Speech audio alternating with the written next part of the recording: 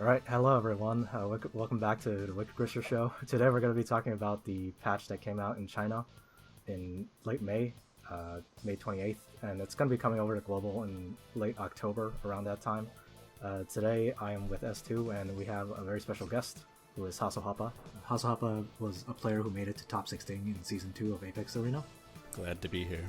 Alright, and in this patch, they added two new characters, one of which I think was kind of long-awaited. We've actually already met this character in the global story as well, but he's kind of shrouded in mystery so far. But before we get to him, maybe we should start with the other character, Helena. Do you guys have anything you want to say about Helena before I go? I don't think many people are going to be very excited for Helena, to be honest.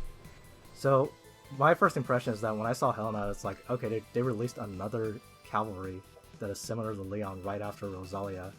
Her big gimmick here is that she has what people are calling the slug trail.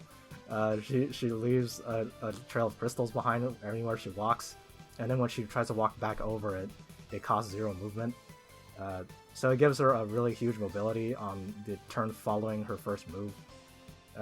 She also has a new mechanic, which is equipment destruction. She can destroy people's equipment for a certain number of turns. It's from what it sounds like, from the reports I've heard in China server, is that both these gimmicks are like, they're kind of fun to play around with, but they're not that useful in practical use, at least as far as PvP goes. Yeah, so you mentioned she's kind of another Leon character. I thought it was interesting. She is Glory and Empire, so she's basically got the Leon faction and then the oh crap, what's her name? Rosalia? Yeah, the Rosalia faction. Yeah, Glory. Yeah, and you mentioned that she has better mobility after turn 1, but all that mobility is backwards, basically. Like the zero-cost move doesn't really help her advance anywhere, and she actually doesn't have a move again, so she can't leverage it to let her retreat really far or anything like that either. Yeah, that's the first thing I noticed, was that, and a lot of other people noticed, is that she has no move again capabilities built into her kit. So the first thing people suggested was maybe you can equip Spirit Boots on her, but if you do that, you're really going to neuter her attack. I don't know if there's any sort of gimmicky thing you could do with the Spirit Boots, Helena. It sounds like because the equipment destruction isn't actually that powerful, then it's not going to be that useful. It's just going to be a gimmick, basically. Yeah, the equipment destruction, the only really huge benefit I can see is that it's a unique debuff. So, you got all these other people that are kind of vying, you got Basil and Licorice and maybe Renee or something all together, then they're all kind of trying to apply the same debuffs, so that kind of lowers how effective each individually is maybe, but she's got her own set that can help cripple your opponent. Alright, Esther, you got any thoughts on Helena in PvP? Do you think she'll be any good? I don't think anybody's gonna play her because her bond requirement requires 2 completely different factions. That was actually something I was gonna bring up. Yeah, her bond requirements are Brenda and Virash, which is just what? So, I think back to some of the early PvE characters that people talked about. Layden, he uses Chris and Elwyn. Elwyn uses Hein and Liana, or there's just a lot of those early PvE characters people talked about is they used one SR and one SSR character, and they were characters that made some kind of sense. This character uses Brenda and Virash, who are 2 characters that most people did not pull for, and they don't even make sense from a team building perspective, because they use completely different factions, and I don't understand the correlation here. All I can come up with is they want to try to force people to, collect all of the SSRs. So if they have people that need bonds, then you gotta get those other SSRs.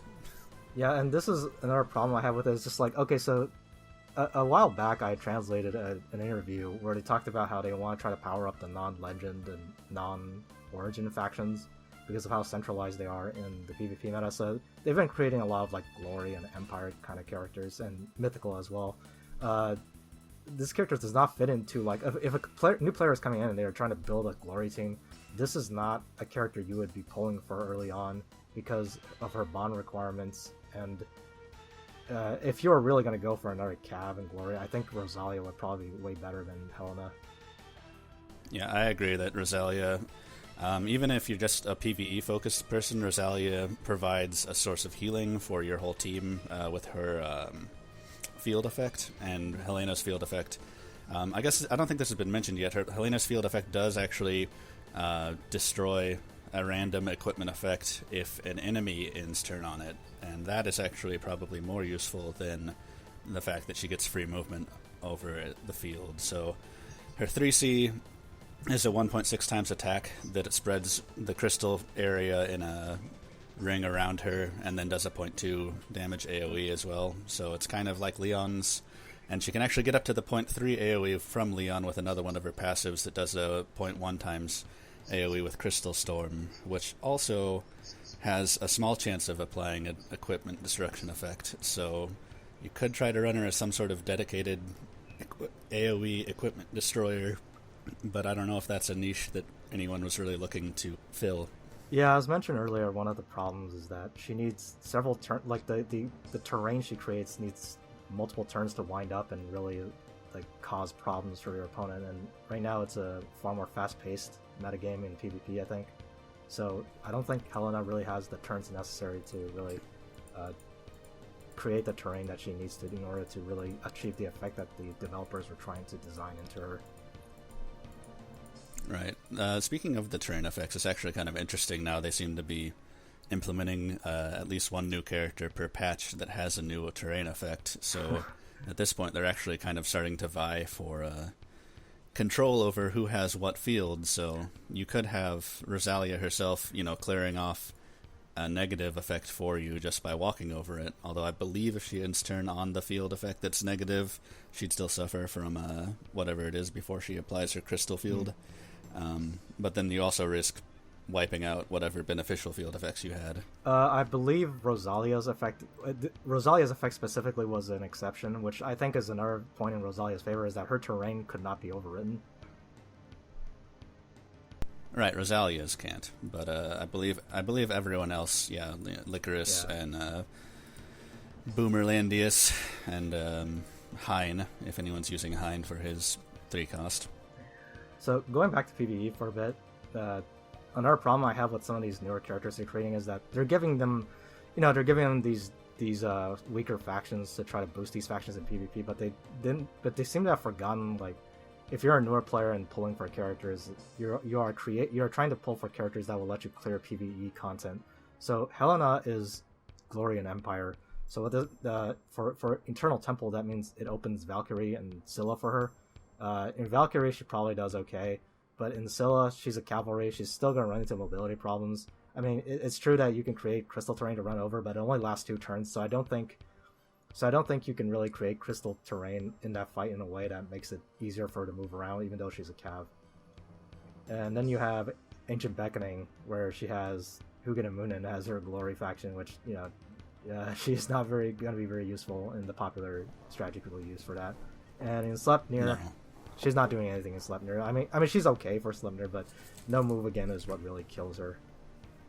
Right. Sleipnir, I don't know. She actually, one of her debuffs on PvE units, I don't believe this has been mentioned, because PvE units don't have any equipment to destroy, she just applies normal debuffs to them, and I believe she can apply 30% damage down as one of her debuffs, so yeah, that's possible, but again, she can't move again after attacking, which really hurts her for Sleipnir. The free movement on the crystal does apply a kind of interesting effect, because she has Chivalry, and she also has basically Leon's talent, where she gets 4% damage per square moved up to 5 squares moved. So she could use her free movement from her field effect to actually move 5 after using Chivalry. It would be kind of awkward to set up, but it is a small advantage of the free movement. Alright, S2, you got anything you want to add? I'm good. I have no comment about Helena. I think you guys all basically summed it up that she's really gimmicky. Yeah, I think she's, like, okay. At the end of the day, she's fine. but she has too many weaknesses, and you would probably better serve pulling for other characters that fill the same role. Yeah, if you're looking for that niche and you don't want Leon, go for Rosalia. Yeah, definitely Rosalia. Yep. Alright, next we can talk about probably the character people were most excited for. He's a character that has already gained multiple different nicknames in the community. I think the official English translation of the name on the Chinese server was like the Tree Magus or something. So the community has been calling him like Old Landius or Sage Landius, or our guilds, like people in my guild have been calling him Boomer Landius. Take your pick of whichever one you like. Boomer Lando is a support mage with a side of AoE damage. He also is another terrain character. They're going really crazy with all these terrain characters, and he is a new buffer for the mythical faction, which I'm gonna probably have a little rant about that later. But you guys have anything you want to say first? Well, this kind of flies in the face of Zlong's stated intention to shift the focus away from Yellis and Origin and Mythic, because he's a Yellis and Mythic character with a Mythic buff, which is very helpful, and yeah, exactly. Just seems like he could be slotted into most PvP Apex boxes without a whole lot of issue. Yeah, that's what I was gonna say. I was gonna rant about is that he slots perfectly into the Landius juggler core. Boomer Lando is, like I said, he's a support mage with AoE damage. His talent allows him to not suffer melee penalties, but I think that's kind of odd because he doesn't really have offensive troop bonuses. So I guess it's just a way to make him more annoying to attack into. He also has pretty strong defensive troops. He has Treant Guardian, Crystal Warlocks. He has Wizards if you want to go offensive, but I probably wouldn't recommend doing that with him. As S2 I think mentioned, he has a revive, which is I think the first time a mage type character has had a revive. I guess that's just part of who Landius is now. He can live twice. But his defining feature is probably his new terrain effect, which is very unique. It stops. What it does is that it creates terrain that costs an extra point of movement to move through for flyers, cavalry type movement, and terrain master, which means they treat all terrain as plains. It does not count units that treat all terrain as forests, however. I believe that's only for enemy units as well. So your flyers and cavalry and ignore terrain units are not hurt by that. Yeah.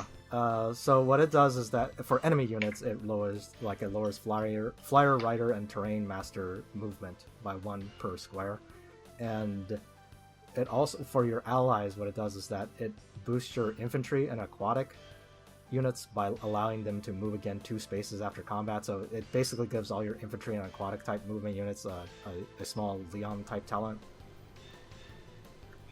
Yeah, I was actually thinking about that in combination with Helena, because she would have really liked that, but she has 2 cavalries as her final classes, so no joy there.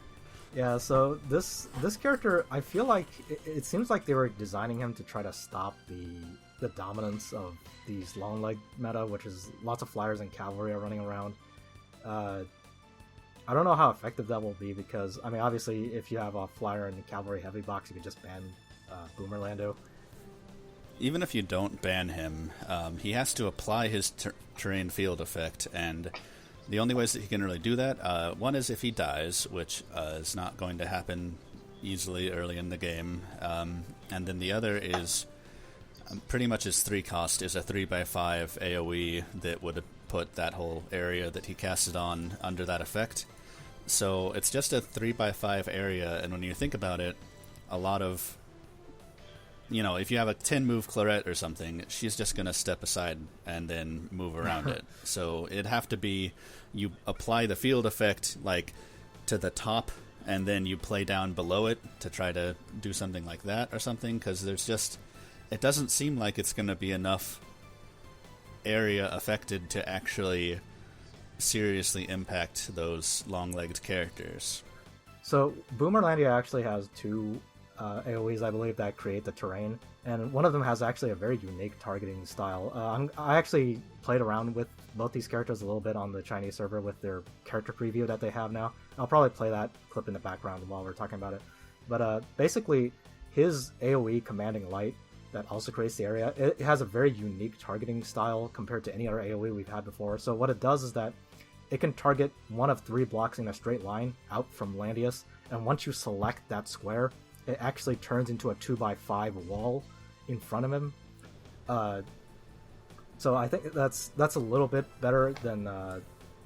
that's probably a little bit better, or at least a little bit different than his Dragon Breath style 3-cost skill. Yeah. Okay, yeah, I'd read that skill description, but I did not have any idea that was how that Yeah, worked. I did not... Until I played with it, I didn't know that's what it did either. That's actually... It's a very unique targeting style that has never been done with any other AoE before. So it's very clearly designed specifically to build the wall and make all the flyers pay for it. Oh no. Oh my god. I did kind of want to just go over his general sort of stats. They're actually pretty bad. He has a 544 base int, which is just kind of middling for mages, and then he has low health, low defense, and fine magic defense. He also has pretty low skill with a base of 92, which is technically high enough to avoid most Omega shenanigans, but it's still pretty low and would require maxing out. So in terms of his actual threat, he's not that big. He's mostly just there as a support unit, and his troop boost is very defensive. It's 20, 15, 35, 30. Yeah. So it's he's not going to be a good single target unit pretty much regardless of what you do. It just, he slots into everything so well and can support people so well that you'll probably see him a fair amount anyway. Yeah, he does get 20% intelligence from his talent when he's standing standing near someone, so pretty much he is there to support mainly, but he will do a bit of AoE damage on the side. So I guess somewhat similar to Gizarov in that sense. Gizarov also does a bit of AoE damage, but he doesn't get the stat boost that Landius does. Right, and he has Holy and Mage for his 2 final classes, and they have the same amount of intelligence, right. So people will probably be running him Holy. Yeah. In terms of his a talent effect that lets him ignore melee penalties, I kind of thought that was mostly just there to echo normal Landius, because that makes sense. Our current Landius counters range attacks, and now he can counter. The Boomer Landius version can counter melee attacks, and then he also has Indomitable. So I think it's just kind of a thematically placed thing to make it so, this is still kind of Landius. Okay. I was gonna ask if if terrain effects stack on top of each other, like Hein plus Rosalia plus... They do not. They replace each other. Okay, so there's gonna be I'm gonna predict that this is gonna be the meta where map control equates to whoever controls the most terrain versus the danger zone type of meta. It'd be kind of it could do that. And bringing up Rosalia again, she is the only one who currently has field effects that can't be overwritten. Her field effect is a pretty small area. I believe it's just a little 3x3 cross, even if it's fully extended. But just the fact that you can control that area and make sure no one else can take it over is very helpful for Rosalia. Aside from that, I think the other thing compared to Helena, Landius's bonds are Knight of Mystery and Listel, which are 2 very popular characters, which, again, another way of making him very easy to slot into most people's boxes. A lot of people have those 2 characters already. And if you don't have Knight of Mystery, there's a Valentine's banner coming somewhat soon that you can get her from. She'll bring on a Destiny banner or 2, I believe. Yeah, I mean, just Boomer Lando is just so much easier to slot into current meta boxes than Helena is.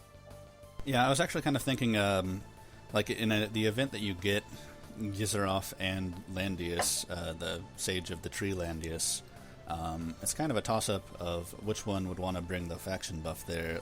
Sage Landius gives a 12% boost to range attacks, a damage boost to range attacks, which Gizarov's buff doesn't give any damage boost. It gives the cooldown reduction, and both characters kind of... I was thinking it would be Boomer Landius before you talked about how Commanding Light's AoE works, but given that it probably actually does serve to effectively build a wall, he might want to bring that instead of his faction buff along with its 3 cost. But then Gizarov really wants to bring an AoE to help get his summons buffed up, so it's kind of an interesting trade-off of which one you'd want to be faction buffing. I would say Gizarov's faction buff requires you to kill something in order to activate the cooldown reduction, or have someone die. So I don't think that's going to be relevant for Boomerlando most of the time. So because his job is to either not kill stuff and support your team, and also to prevent your units from dying by supporting. So he isn't. I think in most cases where you still want that mobility reduction effect from his terrain, he isn't going to have the cooldown reduction from Gizaroff apply in any meaningful way. Right. I wasn't saying really like just for buffing each other, Okay. but in terms of ban pick and Apex, you probably, if you fail to ban one of the mythic buffers and your opponent picks them, they're probably picking them not to buff. It's not Boomer Landius is being picked to buff Gizaroff. He's like probably going to be picked later on because they already have a Gizaroff to a faction buff. I don't really need to ban Landius and whatever my strategy is, so they might end up seeing play together a lot just because they're probably both there to support a different mythic unit.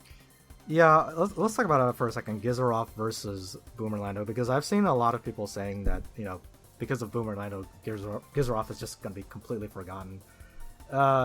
First off, I think most people building boxes are not going to put both buffers in their box because it doesn't actually keep you. If you build like a super heavy mythical box and you put both faction buffers in, it doesn't actually keep you safe unless you first pick the buffer. And the other thing is that Gizaroff and like you said earlier, like Sage Landius, he himself actually has a lot of weaknesses. He isn't that strong on his own, and he's actually a very passive unit. And furthermore, Gizaroff is very specifically synergized with a lot of the mythical faction units. Sage Landius, his buff, I believe, was range damage plus percentage, and the mythical faction is full of a lot of characters that AoE, and I don't think that actually applies from Sage Landius's buff. So I'm not entirely sure yet if Gizaroff is truly on his way out, thanks to Boomerlando. Yeah, I think that you could run both in a box. Obviously, it does. You're probably not first picking one of them as a faction buffer, but if you have both of them, then they have to ban both of them if they want to ban your faction buffs for Mythic, and so it's just an extra ban that they'd have to do. I don't think that they're necessary to both be together, but just in terms of if you are trying to, run a Mythic box, then I don't see why you wouldn't throw both in. All right, I'll leave the expert box building to all the expert PvPers out there, because I play a very funny meme box, so I cannot be talking about how to build a proper box. So finally, I guess we could talk a little bit about Sage Landius's application in PvE. Eternal Temple, he's mostly useless, I think. He can't really do anything on Phoenix. Ancient Beckoning, I think he's okay for Nidhogg. He can slow down the slimes a little bit, but other than that, he will not be contributing a lot of damage, so I don't think he's worth the slot necessarily. No, I think that would be definitely there's a better unit you could bring in there. Fenrir, I think he might be okay. He does AoE damage, but obviously, again, there's better AoE damage units. Yeah, he does a little bit of AoE and a little bit of debuffing, but I can't see him being used over the units people are already using. Yeah. I mean, mainly because you don't need faction buffs in Ancient Beckoning. If you needed the faction buff, then he would be a lot better, I think. Yeah, I think Gizaroff's faction buff is a lot more better than Landius, because, I mean, even if it's the 12% bonus damage, you have, like, Yulia with Discipline and Yusuke with his cooldown, which is... It's funny because, like, his cooldown is reduced to, like, to 1, which means that you need Gizaroff to successfully reset the skill entirely. So yeah, Gizaroff Yusuke is a well-known like super combo where just Yusuke can, if Yusuke kills something, he just spams the attack over and over. Yep. Right. There is Zerida also in Mythic that is nice. Also worth pointing out with mentioning Zerida, assassins would be the long-legged characters that are not impacted at all by Boomer's Landius's field effects. That's a good point. I think assassins were falling a bit out of favor in the China server, so this might help them a little bit as well.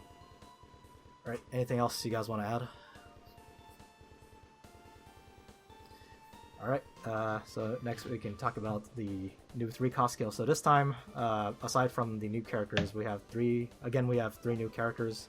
Or sorry, 3 characters who got their 3-cost skill, which is pretty standard. We had Feraquea as the SR, Joshua as the crossover, and Sigma as the SR choice. They seem to go this way every time there's an SR character and a crossover character and a Langrisser SSR character. So let's start with Feraquea. This is I think this is actually a really interesting 3-cost skill. It doesn't actually enhance what she already does. It gives her a new style of play is what it does. So the way I've been seeing this used, at least in theory crafting, is that you use this to mark a unit and transform into their type. By the way, this skill only swaps the hero types. It does not swap the soldier types, as far as I know. So what you do with this is that you swap with a hero of your choice, and then you also bring Plunder to attack a unit that now is weak to Feraquea. So I've seen like some people test this with Feraquea versus Yusuke, where Feraquea switches her demon class onto Yusuke and then she can potentially one-shot Yusuke. But you could probably also do things like swap with, like an enemy Landius, and then attack an infantry like Reen that is under protection of Landius, and also now that Landius is a demon, you could try to blast him with the holy attack, that sort of thing. You could probably do all kinds of weird things with it. I don't think it's going to be super.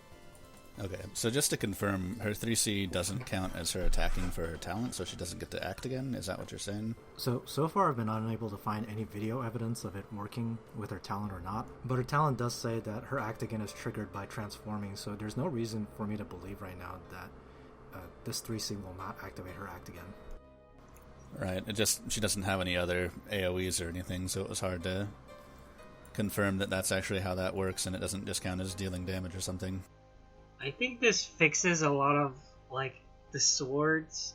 It actually works so well with sword units versus cavalry Landius. Right.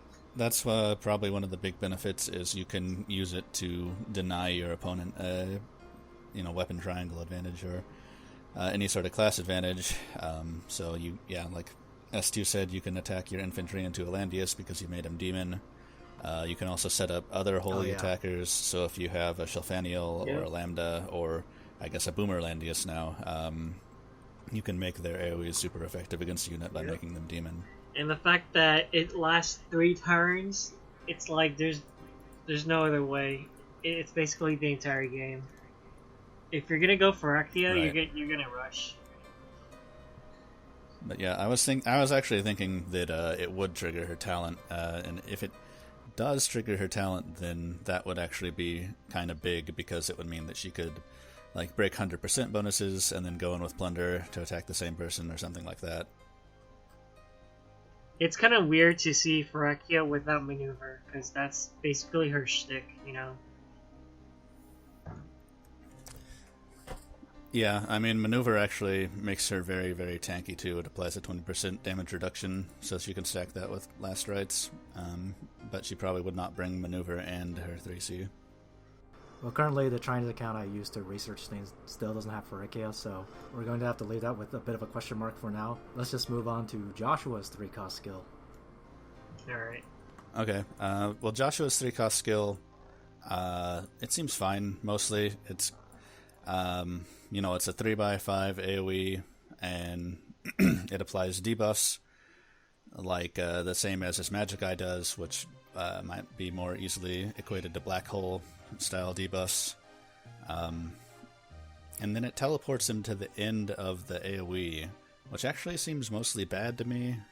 It kind of just hangs him out wherever he's going to hang him out in the middle of the enemy team in a lot of cases, unless you really set it up well. You could TP up to a Juggler if they let you have Juggler. But otherwise, I don't know if it's meant to like help set up a Phantom Raid after he uses it, so it puts him in the middle of everything. But he teleports to the end, and then he can move 3 squares, which probably isn't enough to get him back to safety if that's what you're worried about. Joshua's 3C is just a regurgitated version of Dark defense. And even if you want to prep up for Phantom Raid, you're still in range, you know? Even if you use Dark Demise in a Phantom Raid, you don't need the true Black Fang to do Phantom Raid afterwards. Yeah, I think it's a nice other option, but the big issue is he kind of needs a faction buff from someone else to even take advantage of it. A lot of people have been running Josh, you know, with his faction buff and then 2 other 2-cost AoEs. And obviously with the 3-cost, he'd either have to only have his 3-cost and the faction buff along with his one of his 1-cost skills, or you know, he just there's no other way for him to do it. So it kind of gives him another option, but it's not super crazy. Yeah, so Joshua's 3-cost skill feels like a weird combination of all 3 of the AoEs he has. It has a 0.3 multiplier, which is not stronger than Raid or Magic Eye. It has a really, it does have a really huge crit chance, 30% versus 20% on Phantom Raid. It has a really big range. It's effective against mages. It can do debuffs similar to Magic Eye, so it can do like Silence, Unbuffable, and Heal Block. The teleport, I think the teleport, it's not a problem as long as you target in a way so that you'll hit, like, the 3 blocks at the end are blocked in some way, so that you don't teleport all the way to the end and you can just run back to your party. That's one way of doing it, I think. Yeah, and I believe that Fog, actually, you won't teleport into Fog with teleports. I saw that with a Rainforce 3-cost, which is another, you know, 3-wide AoE that teleports someone to the end of the effect, and I believe I saw him use that into, you know, so it was covering Fog, but he didn't teleport into the Fog and die or anything, which would be very unfortunate for all those skills if you did. Yeah, this Joshua's 3-cost skill, it's definitely nothing new for him. It's just another AoE, but it has a very nice range. But I feel like it's worth noting that Ren got a very similar 3-cost skill, and it was enough to push her to be way more relevant than she used to be, so maybe this will do the same for Josh. Of the people that got new 3-cost skills, I think Josh was already the closest to being kind of a already in boxes. Yeah. He wasn't super common, but he was showing up, whereas you never saw Feraquea, you never saw Sigma. You saw Feraquea once in a while on off-meta boxes. Josh was always popular because he's a faction buffer, and those are always good to fit into boxes. And he's really strong AoE, which, you know, is the popular meta that is in China right now.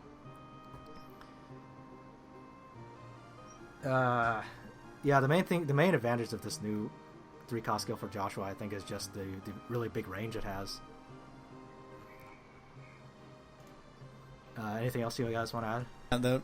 The range and the debuffs, I think, could make it see some play, but it is only 1 debuff, so you're gambling pretty hard to hope that you get, you know, the heal block you need instead of attack down 20% or whatever. It does make Joshua very fluid in his movement, so...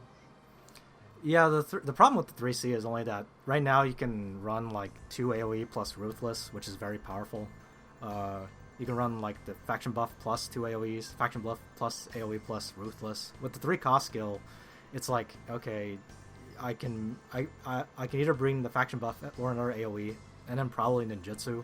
So I think the 3-cost skill would be something you use on certain maps, like the mountain map, the mountain/forest map. Maps like that have a lot of defensive terrain, because otherwise I think the extra point cost it takes. I'm very excited for her 3C. I'm calling Joshua her because I literally see Princess, so I can't stop. How progressive. Let's move on to Sigma 3C, and this is the big reason why we have Hasso here today. So Hasso is well known for being the Dangle Slayer in Season 2, and one of the reasons he slayed Dangle was with his amazing Sigma. Hasso is one of the Sigma experts on global servers, so I think he is very much qualified to tell us how mad he is about the Sigma 3-cost skill. You want to tell us a little bit about it? Yeah, sure, I can talk about it here. So, Sigma's 3-cost skill is actually a pair of skills the same way Ashram has his skills that flip back and forth. The first skill is a map-wide targetable AoE that applies a debuff that causes the unit debuffed to take 15% additional damage from Sigma. It can't be dispelled or resisted. I don't actually remember the duration of the debuff, but anyway, you use that skill, which is called Ranger's Eye, and then the 3-cost skill switches to Wind Hunt Snipe, which has the same sort of targeting system as Strong Wind Snipe, where you can hit 4 away, but only in a line, and then with his talent, you can extend it 1 square or 2 squares, depending on how many stars your Sigma has. So you can hit up to 6 away with it. It's a...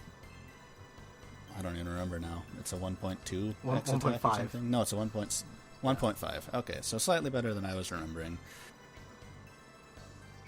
So it's 1.5 times attack, and then you have the 15% damage increase from the debuff. And I just don't know if it actually is even better than Strong Wind Snipe, which is really, really disappointing. Yeah. So Sigma's one of those characters that's tied to a 1-cost skill with Ranger's Heart. He pretty much has to bring Ranger's Heart. Even if there's terrain on the map, Ranger's Heart still helps him a lot. If there's no terrain on the map, then he desperately needs Ranger's Heart to trigger his talent at all. Being tied to a 1-cost skill, that means that a 3-cost fits in really well with him, because that's 1 plus 3 equals 4, and then plus 2 equals 6. I don't know if people. I don't know if people realize that. That's why you brought me on so here. Right now. Yeah, as the Sigma expert. And I just, there's no one. I looked into this. I tried to find videos of his 3-cost being used, and there's just not much there. There's a few people unlocking it. There's one person dinking around with it with spirit boots on. So you can't really go to some random Chinese streamer or whatever and look and be like, oh, how are they using the new Sigma 3-cost? Because no one's using Sigma anyway. So it's hard to say for certain, oh, this isn't going to let him kill anything new. But it seems like it's not going to let him kill anything new, and it actually might make him miss kills on targets, because Strong Wind Snipe's big thing is that it gives him 90% increased damage, which lets him rip through things like Shrine Maidens, Last Rite users, things of that nature. So he'd probably actually miss kills on Shrine Maiden users that Strong Wind Snipe would give him. So about the only thing I can think to use with this 3-cost is to just bring it along with Strong Wind Snipe. That's about the only time that I'd want to bring it, and then you're giving up Roundabout or Deathmatch, so you might miss kills because you don't have a passive increasing it, you don't have Roundabout to move again. But, so you bring both, I think, and then you have a couple different options. You can actually Ranger's Eye preemptively, and then use Strong Wind Snipe, and your Strong Wind Snipe's actually slightly stronger because of the 15% increased damage debuff. And then Strong Wind Snipe gives Sigma to move increase, and then you can use that to get in range to use your 3-cost on someone else. And that's kind of about it. If you're trying to use Ranger's Eye and Wind Hunt Snipe on the same turn, you actually have to find him some natural terrain to end his turn on, because he can't use Ranger's Heart to give himself another turn. But if he ends turn on natural terrain, then he can cast Ranger's Eye and his talent will trigger, and then he can act again to cast Wind Hunt Snipe. But otherwise, it's more awkward to use than Strong Wind Snipe. And I just don't know. It seems like it doesn't help Sigma. Sigma was already in a spot where he was in need of help. So it's a very odd choice, I feel like. Yeah, what I don't like about this 3-cost is that it doesn't really add anything new to Sigma's playstyle. It's pretty much just a side grade to Strong Wind Snipe. 1.5 times damage with no damage percent boost. Like, I'm sure that will kill certain targets that he wouldn't have killed with Strong Wind Snipe. It really depends on what kind of unit you're fighting against. But yeah, this is pretty disappointing. I mean, Sigma's problem was always that he is a DPS unit that cannot pierce guard, but he also cannot bust tanks. So, he can bust like Leyden and Emilia, but he can maybe bust Juggler, but I think it's very, very difficult to do that. Yeah, I've got one of the best Sigmas in terms of attack, and it's very difficult to kill a Juggler even with help from, a Landius faction buff and like Attack Blessing or something like that. Okay. If the Juggler's got similar support, Sigma's probably not killing him. So, Sigma is a long-range threat that can threaten to follow up if you chip Juggler and break his last rites maybe or something like that, but able to kill a tank that is not at full health after some other people do stuff is not exactly the hallmark of a fantastic unit. Yeah, Sigma has often... I think Sigma's biggest strength is just anti-rush right now. But the problem with that is just there are other units that can anti-rush while also being able to do other things. Right. He does have a kind of use, especially China's in an AoE meta right now, and Sigma, as a long-range threat, can serve to corral people to stay underneath a tank. So, it can serve the same purpose as like a Claret, where you don't want to, in turn, unguarded. So you can help group people up so that some other unit can do AoE. So that's fine. That's nice. But his 3 cost doesn't really enable that. With the 3 cost, you're looking for something that either enhances a current playstyle or something that gives you an entirely new playstyle as an option. And this just kind of doesn't do either of those. And the other problem I feel like is that if you were going to use Sigma as sort of your dedicated threat to scare people into bunching around your tank, you would probably be running a very heavy Legend box because he is a faction buffer for Legend. So I imagine the idea is that if you get your Landius banned, you can pick Sigma. But the problem at that point is that, well, now you have no tank of your own. So it's just very awkward in a pick ban sense as well. Right. There are certainly a decent amount of good Legend AoE units. So, he could be there as a backup as a later pick. But no, there was a few Legend players I know would first pick Sigma if their Landius got banned, and that was just a way to get very punished. Yeah, I know. I know one player who first picks Sigma if he banned his Landius. But yeah, that usually actually puts you in a very disadvantaged situation in a pick ban. So, yeah, I don't know. In order for Sigma to become better, they would actually need to add I feel like they would probably need to add more tanks for Legend faction or something. That's just within their design philosophy. Yeah, I mean, Serena exists. Yeah, I don't know what to say. Yeah, this Sigma 3 cost skill it's okay, but it is not what he needed. Yeah, he got his unique equipment recently, which is also okay, but not what he needed. Any big Sigma players, anyone thinking about building Sigma, probably just don't. I finished sharding my Sigma to 6 stars, and then I just benched him. It's good to hear. Hey, is Sigma's sword class viable? In fact, it is probably it's probably better to run him as an infantry. Yeah, much higher. Nice. I would say it's better to do infantry Sigma. All of your skills have their normal range anyway, so you don't really miss out on your ranged options. And he has much higher base attack as infantry. You're already kind of SOL versus a Landius anyway, because Landius reduces range damage so much. So if you're infantry, then you just really need to ban Landius. Yeah, I remember when there was a Sigma infantry as a mercenary, and everyone tried it out, and nobody liked it. And it pretty much discouraged everyone from ever thinking about building Sigma after that. Yeah, I mean, Sigma is a unit that it's easy to get confused as to how he functions, so a lot of people just drop him because of that. But even if you know what you're doing, I don't know if I'd bother with him. It just, he's fine. He's usable, but there are other units that are better. So, yep, sad days for everyone. Yep. Give us a better Sigma 3 cost skills alone. Well, if you guys have nothing else to add, I guess we can talk about the exclusive equipment now that they added. They added equipment for Narm and Virash. They seem to do this... Yeah, Narm's equipment is a helm that gives her a -1 cooldown on her talent. It's fine. It's good. You know, it just makes Narm better at what she already did, which is killing flyers in PvE. Doesn't really help her in PvP, but well, I mean, she wasn't really a choice in PvP anyway. I mean, it doesn't help her kill flyers at all, really. Theoretically, she should be one-shotting pretty much any of the flyers. I don't think it's enough to do anything for her in PvP. In PvE, obviously, at 6-star, it means that she doesn't have any cooldown on her talent, so she can lock down a target permanently. So that might be helpful in some random, SSSS, timeless trials or things. You can use an Oler's bow with her to just outrange something and permanently lock it down.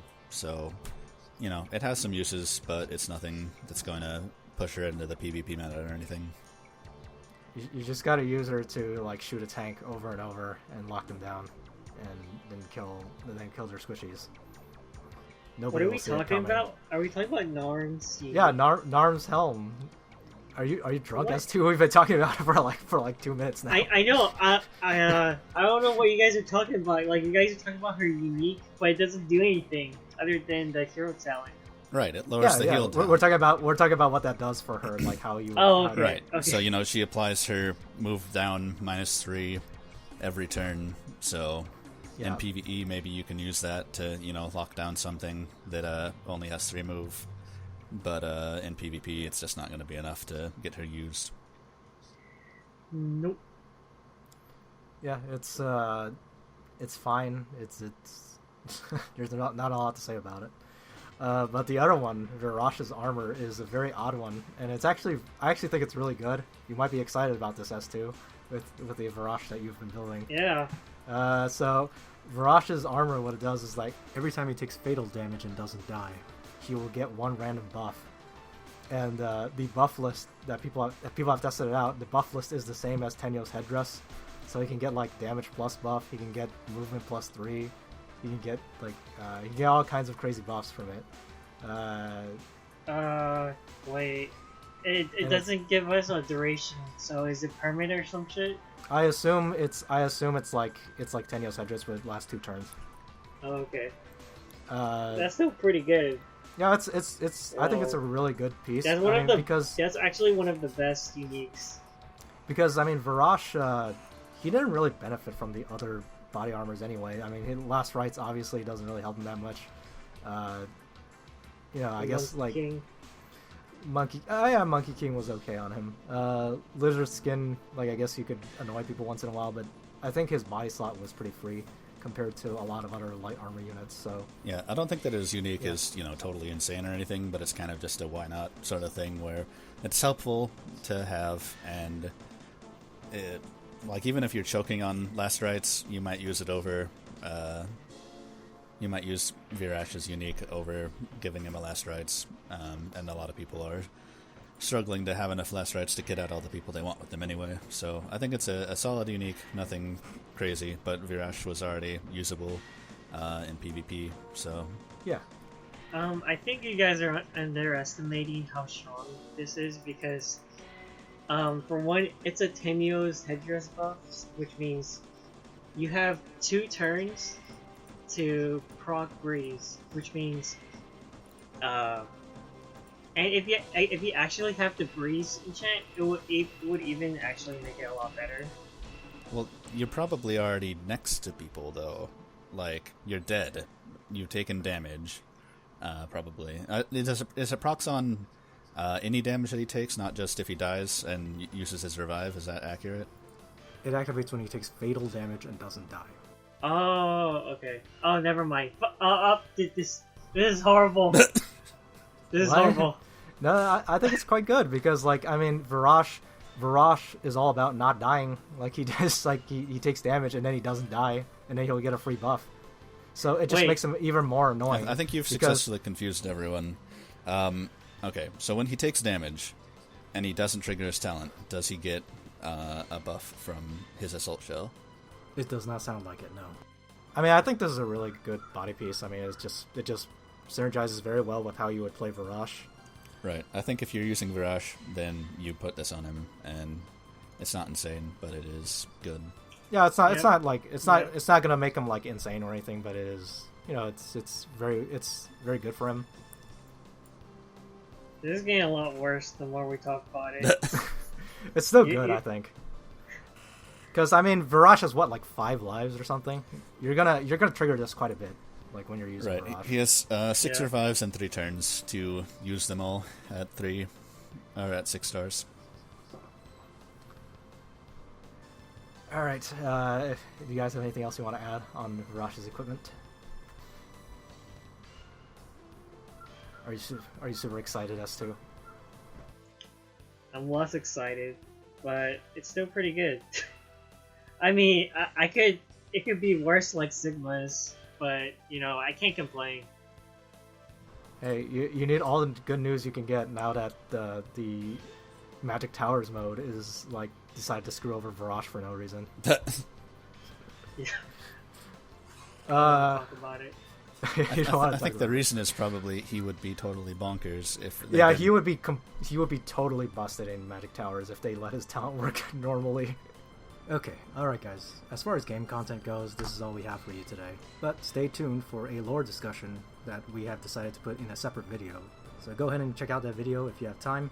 Hassohappa will also be joining us, and we think it's going to be a very interesting discussion.